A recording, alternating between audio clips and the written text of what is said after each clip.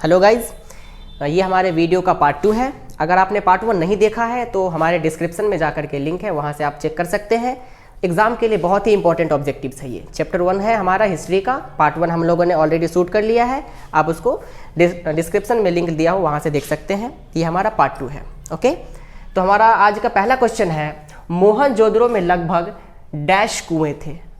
मोहनजोदड़ो में कितने कुएँ पाए गए थे? आपको ऑप्शन है 500, 600, 700 और 800।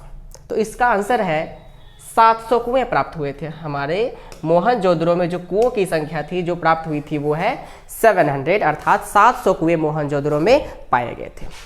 अगले क्वेश्चन की तरफ हम बढ़ते हैं। हमारा अगला क्वेश्चन है, हड़प्पाई बाट किस पत्थर से बनाई जाती थी? हड़प्पा में जो बाट थी अर्थात जिससे हम वजन करते हैं वो किसके बनाए जाते, कौन से पत्थर के बनाए जाते थे? ऑप्शन है कार्निलियन पत्थर, चर्ट, सेलखड़ी, इनमें से कोई नहीं। तो इसका राइट आंसर है चर्ट नाम का पत्थर। चर्ट नाम के पत्थर से हड़प्पा सभ्यता में लोग बाट बनाते थे, अर्थात वजन करने के लिए जो प्रयुक्त होता है वो बनाया करते थे। हमारा अगला प्रश्न है, हाजा पक्षी डैश था। हाजा पक्षी किसको कहा जाता था? ऑप्शन है कबूतर, मोर, मुर्गा, इनमें से कोई नहीं। तो इसका राइट आंसर है ऑप्शन नंबर बी, हाजा पक्षी मोर को कहा जाता था। उस समय में हड़प्पा की सभ्यता में हाजा पक्षी मोर को कहा जाता था। ठीक है, अगले प्रश्न की तरफ हम बढ़ते हैं। हमारा अगला प्रश्न है, मेसोपोटामिया के लेक ऑप्शन यहाँ पे दोस्तों लोग होगा। मेसोपोटामिया के लोग डैश को नाविकों का देश कहते थे। ऑप्शन है हमारे पास मेलुहा, मगान, मिस्र, इनमें से कोई नहीं। तो जो मेसोपोटामिया के लोग थे वो मेलुहा को है ना नाविकों का देश कहा करते थे। ठीक है, आगे बढ़ते हैं। हमारा अगला प्रश्न है, मगान नाम किस क्षेत्र के लिए प्रयुक्त किया जाता था? मगान जो है वो किस देश के लिए प्रयुक्त किया जाता था उस समय में? ऑप्शन है Nageshwar, option number B Oman, C Pakistan, D इनमें से कोई नहीं। तो इसका जो राइट आंसर है वो है ओमान। दोस्तों ओमान और मगान आप इससे याद रख सकते हैं कि ओमान को मगान कहा जाता था। उस समय जो है लोग हड़प्पा सभ्यता में वो ओमान देश के लिए मगान शब्द का इस्तेमाल किया करते थे। हमारा अगला प्रश्न है, फयांस के लघु पात्र डैश से प्राप्त हुए हैं? ऑप्शन है अफगानिस्तान और मिस्र, गुजरात और कालीबंगन, पाकिस्तान और अफगानिस्तान, और ऑप्शन डी है मोहनजोदड़ो और हड़प्पा। तो इसका राइट आंसर है मोहनजोदड़ो और हड़प्पा से फयांस के लघु पात्र प्राप्त हुए हैं। दोस्तों फयांस जो है एक पदार्थ हुआ करता था जिसे लघु पात्र बनाए जाते थे और उसका प्रमाण मोहनजोदड़ो और हड़प्पा से मिला है। हमारा अगला प्रश्न है, डैश एक छोटी सी बस्ती थी जो पूरी तरह शिल्प उत्पादन में संलग्न थी। हड़प्पा सभ्यता में ऐसा कौन सा शहर था जो पूर्ण रूप से शिल्प उत्पादन में संलग्न थी, लगी हुई थी? ऑप्शन है नागेश्वर, बी ओमान, सी चहुंदड़ो, डी मोहनजोदड़ो। तो इसका राइट आंसर हो जाएगा दोस्तों चहुंदड़ो। चहुंदड़ो ही एक ऐसा शहर था हड़प्पा की सभ्यता में जो उसमें पूरे लोग थे वो शिल्प कार्यों में संलग्न थे, शिल्प कार्य के मतलब कि वो काम किया करते थे। हमारा अगला प्रश्न है, निम्नलिखित में से क्या शिल्प कार्य के अंतर्गत नहीं आता है? शिल्प कार्य कौन है इसमें से आपको बताना है। पहला है मनके बनाना, शिकार करना, धातु कर्म और शंख की कटाई, मुहर और बाट बनाना। इसमें से सभी जो है वो है शिल्प कार्य, बस ऑप्शन नंबर बी को छोड़ करके। शिकार करना शिल्प नहीं होता। शिल्प का मतलब होता है कुछ निर्माण करना, कुछ बनाना। यहाँ पे शिकार करने में हम ना किसी चीज को बनाते हैं, इसीलिए इसका जो राइट आंसर हो जाएगा शिकार करना। अगला प्रश्न की तरफ बढ़ते हैं।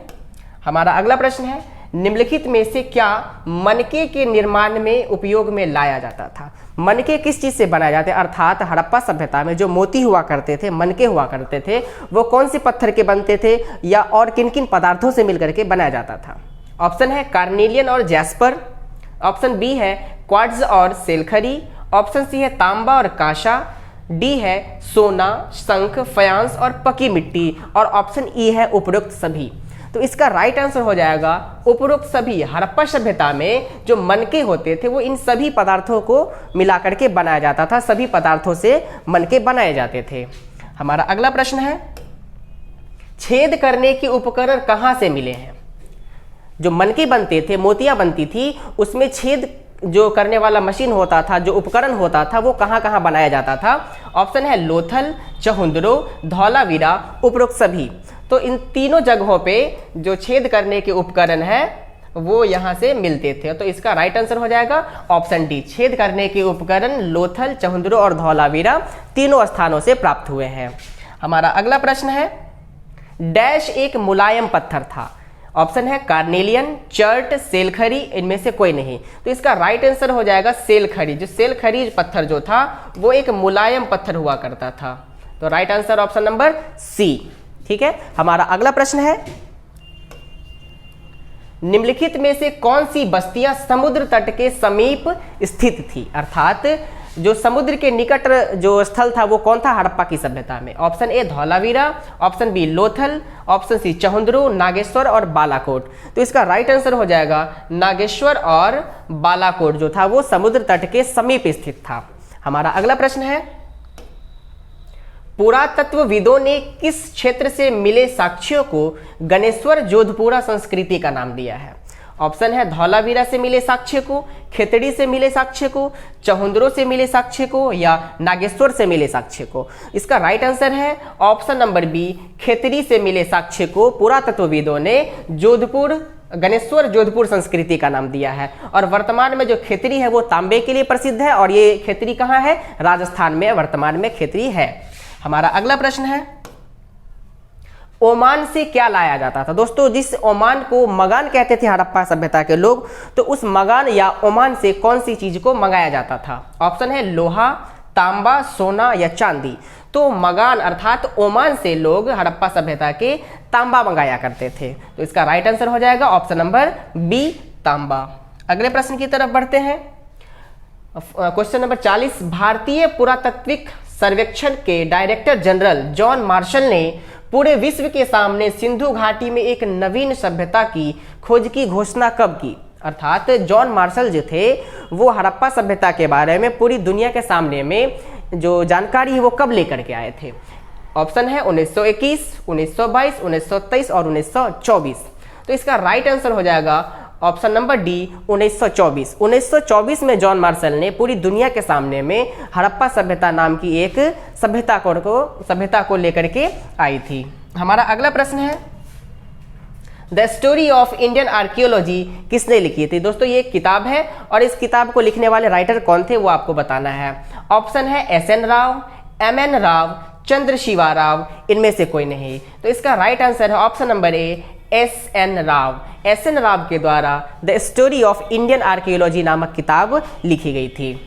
हमारा अगला प्रश्न है, पुरा स्थल के स्तर विन्यास को पूरी तरह से किसने अनदेखा कर दिया? अर्थात जो खुदाई होती है वो उसमें दो तरीके होते हैं। एक होता है स्तर विन्यास जो क्षैतिज रूप से होता है और एक होता है वर्टिकल अर्थात ऊर्ध्वाधर रूप से होता है। तो इसमें जो है किसने स्तर विन्यास को पूरी तरीके से अनदेखा कर दिया था? तो इसका राइट आंसर है जॉन मार्शल। जॉन मार्शल ने स्तर विन्यास जैसी खुदाई को अनदेखा कर दिया था। उन्होंने सिर्फ और सिर्फ वर्टिकल अर्थात ऊर्ध्वाधर खुदाई करी थी हड़प्पा की सभ्यता में। हमारा अगला प्रश्न है, निम्नलिखित में से कौन 1944 में भारतीय पुरातात्विक सर्वेक्षण के डायरेक्टर जनरल बने थे? हमारा ऑप्शन है SN Rao, John Marshall, REM wheeler, इनमें से कोई नहीं। तो 1944 में हमारे भारतीय सर्वेक्षण जो है पुरातात्विक सर्वेक्षण उसके डायरेक्टर जनरल बने थे REM व्हीलर। ठीक है, हमारा अगला प्रश्न है, निम्नलिखित में से किसने एक समान क्षैतिज इकाइयों के आधार पर खुदाई की बजाय टीले के स्तर विन्यास का अनुसरण करना सही समझा था? ऑप्शन है SN Rao, John Marshall, REM wheeler, इनमें से कोई नहीं। तो इसका राइट आंसर है REM व्हीलर। REM व्हीलर ने वो गलती नहीं की जो गलती जॉन मार्शल ने की थी। जॉन मार्शल सिर्फ ऊर्ध्वाधर खुदाई कर रहे थे, जबकि जो REM व्हीलर हैं इन्होंने स्तर विन्यास को भी महत्व दिया, उसके महत्व को समझा और इन्होंने स्तर विन्यास की खुदाई को भी शुरू किया। हमारा अगला प्रश्न है, हड़प्पा सभ्यता की धार्मिक प्रथा के बारे में पता लगता है, क्या पता लगता है?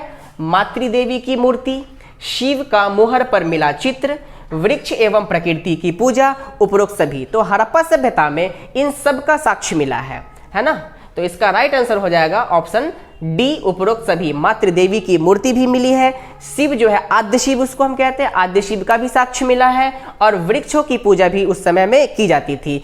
तो इसका जो आंसर होगा वो ऑप्शन नंबर डी उपरोक्त सभी। हमारा अगला प्रश्न है, एस.आर. राव द्वारा लोथल में खुदाई का आरंभ कब किया गया था? एस.आर. राव ने लोथल में खुदाई कब शुरू की थी? आपको पता है कि 1921 में दयाराम साहनी ने हड़प्पा की खोज की थी, 1922 में जो है मतलब कि खोज हुआ था मोहनजोदड़ो का। तो ये दोनों तो होगा नहीं, ऑप्शन नंबर डी इसका राइट है कि एस.आर. राव जो थे उन्होंने लोथल में खुदाई जो शुरू की थी वर्ष 1955 में की थी। ओके, हम अगले प्रश्न की तरफ बढ़ते हैं।